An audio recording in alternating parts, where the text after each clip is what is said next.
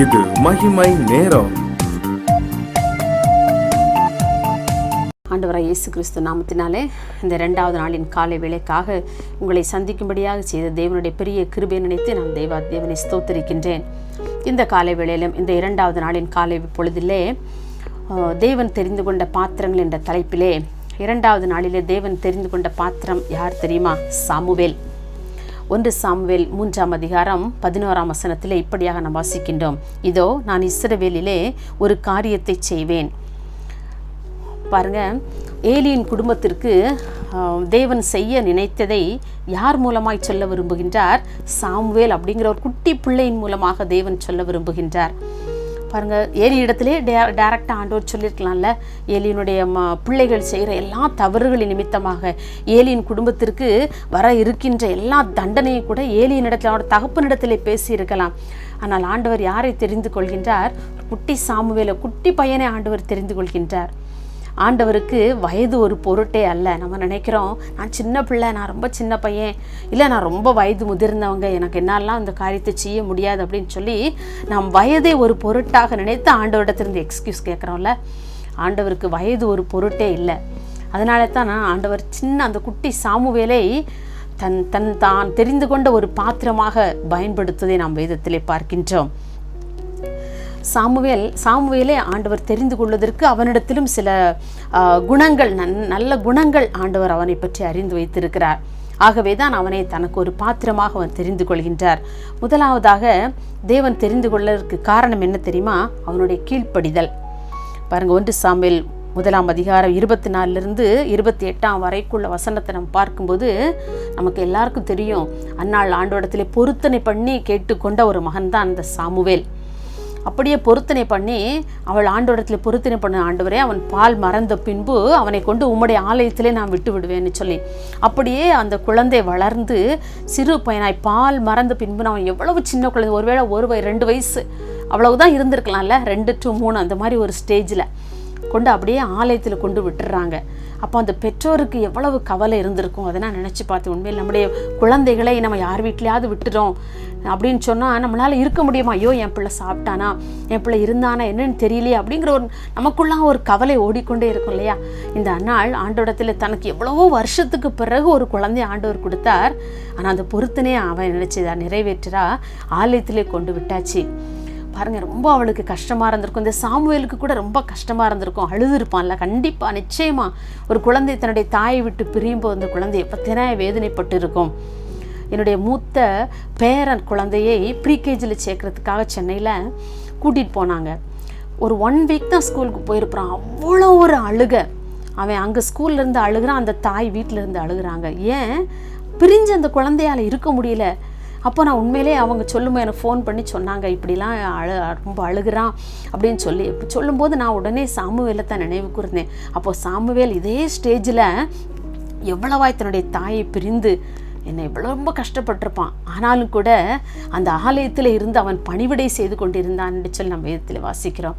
ஆலயத்தில் என்னென்ன செய்யணுமோ, ஏலி தாத்தா என்னென்ன வேலைகளை சொல்லுகிறாரோ அதையெல்லாம் ஓடி ஓடி ஓடி செய்கிற ஒரு பையனாக, ஒரு கீழ்ப்படிதலுள்ள ஒரு பையனாக அந்த ஆலயத்தில் அவன் அமர்ந்திருந்து ஏலி சொல்லுகிற ஒவ்வொரு பணிகளையும் அவன் செய்து கொண்டு வந்தான் என்று சொல்லி பார்க்கின்றோம். 1 சாமுவேல் 2ஆம் அதிகாரம் 11ஆம் வசனத்தில் நாம் பார்க்கின்றோம். அவன் எல்லா ஆலயத்தினுடைய எல்லா காரியம், பெற்றோர்லாம் அவனை விட்டுட்டு ராமாவுக்கு திரும்பி போயிடுறாங்க. ஆனால் இந்த குட்டி சாமுவேல் அந்த ஏலியோடு உட்கார்ந்து ஆலயத்தில் உட்கார்ந்து அவர் சொல்லுகிற ஒவ்வொரு காரியங்களையும் அந்த ஆலயத்திலே செய்து கொண்டிருந்தான். தேவனுக்கு கீழ்ப்படிந்திருந்தான். அதே ஏலிக்கும் கீழ்ப்படிந்து அந்த ஆலயத்தில் அவன் செய்ய வேண்டிய பணிவிடைகளை எல்லாம் செய்து கொண்டே இருந்தான். இன்றைக்கு நாம் யோசித்து பார்ப்போம், நாம் எப்படி இருக்கிறோம்? நம்முடைய பிள்ளைகள் எப்படி இருக்கிறார்கள்? ஆலயத்துக்கு நம்முடைய பிள்ளைகளை நாம் அழைத்து வருகிறோமே, ஆலயத்தில் என்ன சிந்தனையோடு பிள்ளைகள் உட்கார்ந்து கொண்டிருக்கிறார்கள்? வேதத்தை வாசிக்கும் போது, பாடல் பாடும் பொழுது கவனமாக இருக்கின்றார்கள். நம்ம யாரை ஆராதித்து கொண்டிருக்கின்றோம் என்கிற உணர்வு அவர்களுக்குள் இருக்கின்றதா? பெற்றோர்களாகிய நாம் நம்முடைய பிள்ளைகளுக்கு நாம் கற்றுக் கொடுக்க வேண்டும். சிறு பிள்ளைகளாக இருந்தாலும் சாமுவேலை எடுத்துக்காட்டாக கூறி, பார் இப்படியெல்லாம் இருந்திருக்கிறான் பார் ஒரு குட்டி தம்பின்னு சொல்லி அவர்களிடத்தில் நாம் எடுத்து கூறி நம்முடைய பிள்ளைகளை நாம் வழிநடத்துகிறோமா? நமக்கு சாமுவேல் ஒரு நல்ல ஒரு முன்மாதிரியாக, சிறு பிள்ளையாக இருந்தாலும் தேவனுக்கு ஒரு கீழ்ப்படுகின்ற ஒரு மகனாக அவன் தன்னுடைய வாழ்க்கை வாழ்க்கையிலே வளர்ந்து வருவதை பார்க்கிறோம். எனவே தான் தேவனை அவன் ஒரு பெரிய தீர்க்கதரிசியாக மாற்றுகின்றார். பின் நாட்களிலே பாருங்க, 1 சாமுவேல் 15ஆம் அதிகாரம் 22ஆம் வசனத்துல சாமுவேல் பெரிய தீர்க்கதரிசியாக வளர்ந்த பிறகு சவுல் ராஜா அமலேக்கியரோட யுத்தம் பண்ண செல்லும் பொழுது சவுல் ராஜாவிடத்திலே சொல்லுகிறார் சாமுவேல் தீர்க்கதரிசி, நீ அங்குள்ள குழந்தைகள், பெரியவர், வாலிபர், முதியோர், எல்லா ஆடு மாடுகள் எல்லாவற்றையும் நீ கொலை செய்து விட வேண்டும், எந்த பொருளை நீ தொடக்கூடாது, எதையுமே நீ எடுத்து வரக்கூடாது என்று சொல்லி சாமுவேல் தீர்க்கதரிசி சொல்லியிருந்தார். ஆனால் இந்த சவுல் ராஜா என்ன செய்கிறார் பாருங்க, பலியிட வேண்டும் என்று சொல்லி நேர்த்தியான பொருட்களை எல்லாம், ஆடு மாடுகளை எல்லாம் எடுத்து சிலவற்றை ஒதுக்கி வைத்து விட்டான். இதை சாமுவேலிடத்தில் சொல்லவில்லை. சாமுவேல் தீர்க்கதரிசி வரும்பொழுது அவர் கேட்கிறார், எல்லாம் முடிச்சிட்டிங்களா? எல்லாம் முடிச்சிட்டோம், எல்லாம் கொலை செஞ்சு எல்லாமே முடிச்சிட்டோம், எதையுமே நாங்கள் தொடலை. அப்போ சாமுவேல் தீர்க்கதரிசி கேட்குறாரு, அப்போ என் காதில் விழுகிற ஆடு மாடுகளின் சத்தம் என்ன அப்படின்னு கேட்குறாரு. அப்போ சவுல் ராஜா அப்போது சாமுவேல் கேட்கும்போது சொல்கிறார், சவுல் ராஜா சொல்கிறாரு, இது ஆண்டவருக்கு பலியிடணும்னு சொல்லி மக்கள் எடுத்து வச்சிருக்கிறாங்க, நான் எடுத்து வைக்கல, மக்கள் எடுத்து வச்சிருக்கிறாங்க, எதுக்கு? ஆண்டவருக்கு பலியிடணும்னு சொல்லி.